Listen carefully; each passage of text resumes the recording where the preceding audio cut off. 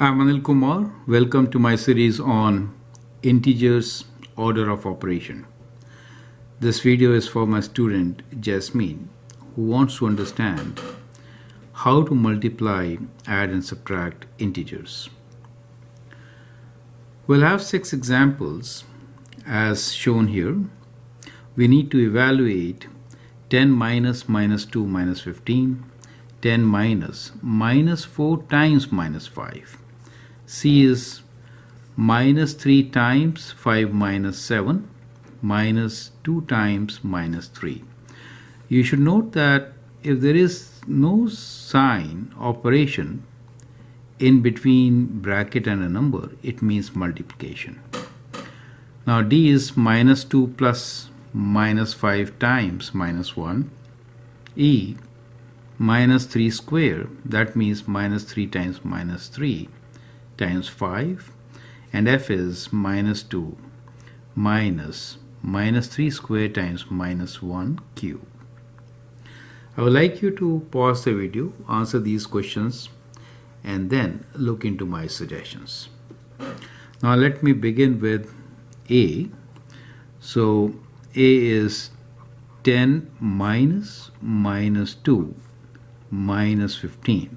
So here we are subtracting integers, right? So 10 minus of minus 2 will give us plus 2. So negative times negative is plus, so we get plus 2 minus 15.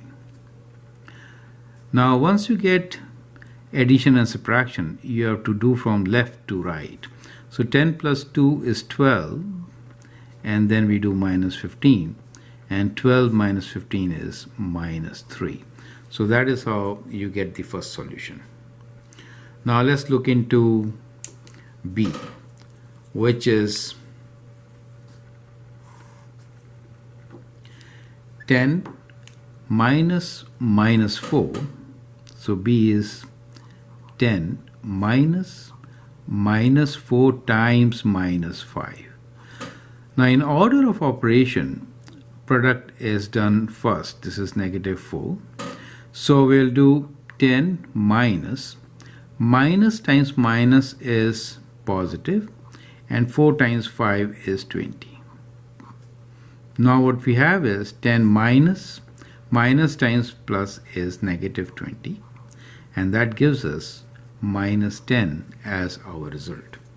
So I hope these steps are absolutely clear, right? So now we'll take up part C, D, E, and F.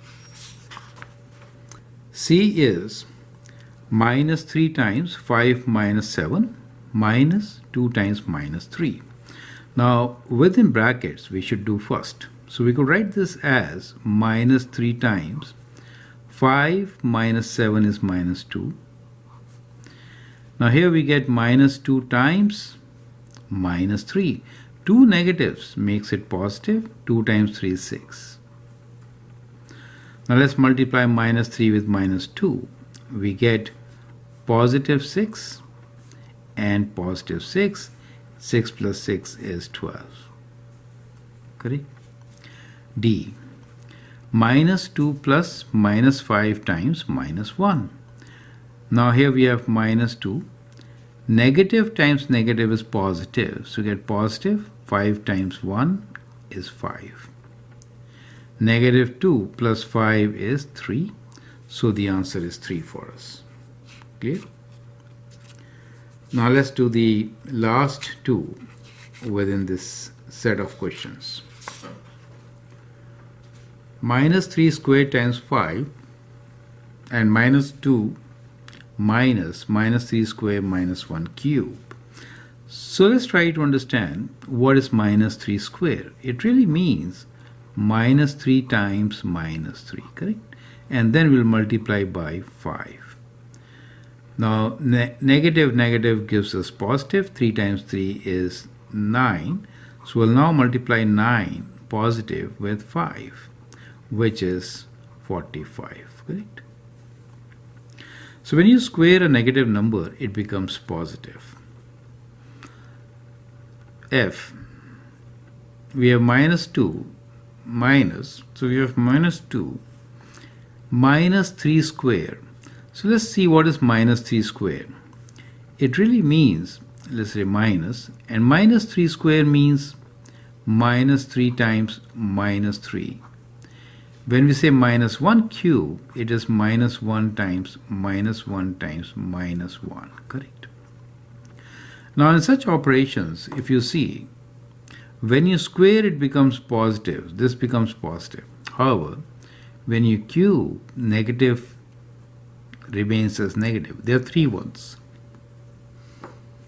What you can also see here is that now this negative is also getting multiplied to all of them. Let's count the number of negatives. 1, 2, 3, 4, 5, 6. 6 is even, so we get minus 2 plus. Do you see that? Because 6 is even number of negatives. 3 times 3 is 9 and times 1 remains as 9. So we get minus 2 plus 9, which is plus 7, correct? So what you learned here is that if we have any negative number, let's say if I have negative 5, and if we square this, we get positive output. 5 square is 25, right? If the exponent is positive, for example, if we have negative 3 to the power of 4, it means 3 to the power of 4 with positive sign, which is 81. We get positive 81. But if we have odd powers, for example, negative 3 to the power of 3, since the exponent is odd, we'll get negative result. 3 times 3 times 3 is 27. Correct? That is how exponents work. Now we'll take up another video where we'll concentrate more on exponents as seen here, right? So I hope that helps. Now, just to recall, we did order of operation where the first operation should be done is brackets, then we do exponents, then division or multiplication, and then we do addition or subtraction. But whenever we do division or multiplication or addition or subtraction, we always do from left to right. So that's kind of summary of what you all know, what has been applied here to solve these questions. I hope you find them interesting and useful. Feel free to share your views, and if you like and subscribe to my videos, that'd be great. Thanks for watching and all the best.